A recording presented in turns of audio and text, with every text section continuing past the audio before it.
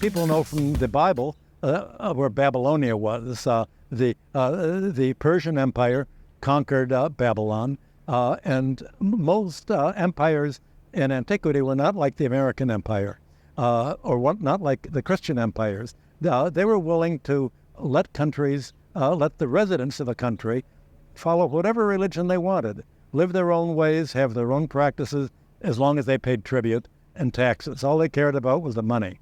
And so when the Persians, through Babylonia, conquered Israel, they took the wealthiest families back to Babylon as hostages, and they left the rest of the Judean land to be left with the people.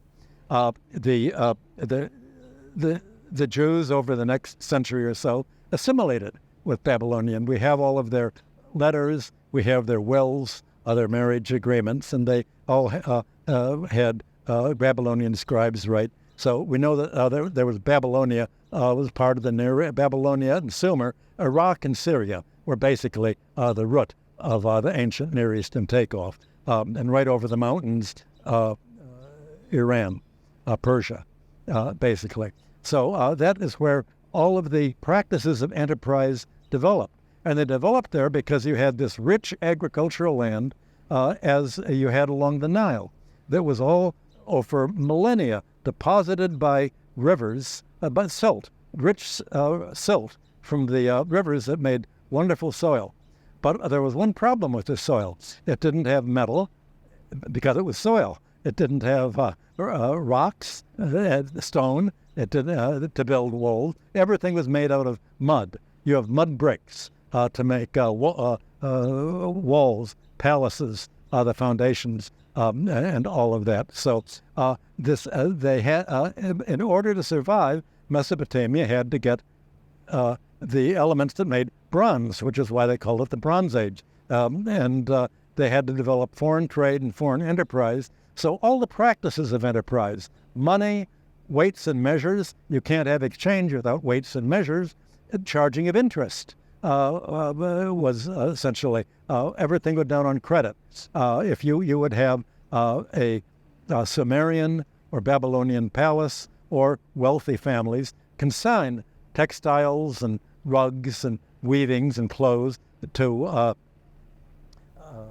merchants, entrepreneurs, who would go north, or they'd go all the way to Afghanistan and Pakistan to get raw materials. And in 2 years, in 5 years, they would have to repay the debt doubling time. So that worked out to 20% interest a year. It's simple interest, 1/5 a year. It doubles in 5 years.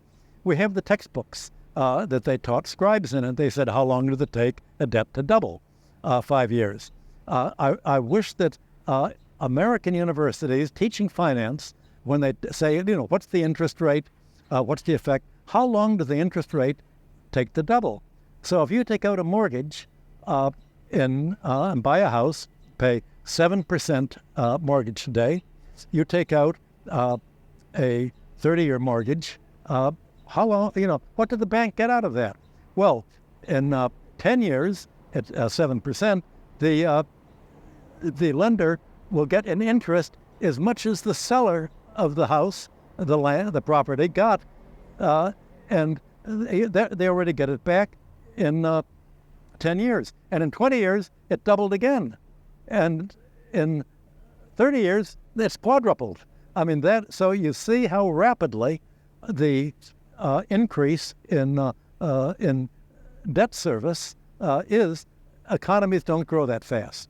And the Babylonians knew that. So that while they taught the scribes to calculate how fast does a debt grow at 1 mina per month, 1 shekel per month, 60 shekels makes a mina.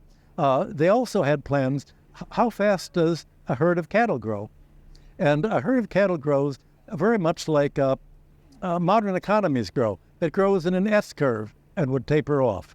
And when the first Assyriologists began to translate these, they said, this can't be a mathematical exercise.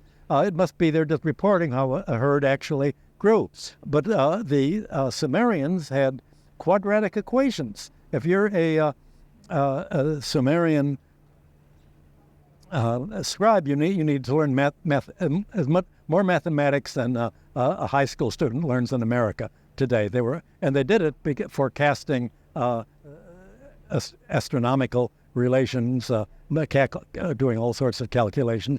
They knew that you had the S curve of herds growing. You knew the exponential growth of debt, and you see the difference was how much faster the debts grew. From that alone, they knew it's obvious that the debts can't be paid.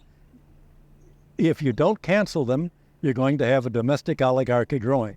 Now, every introductory Economics 101 course should have that model.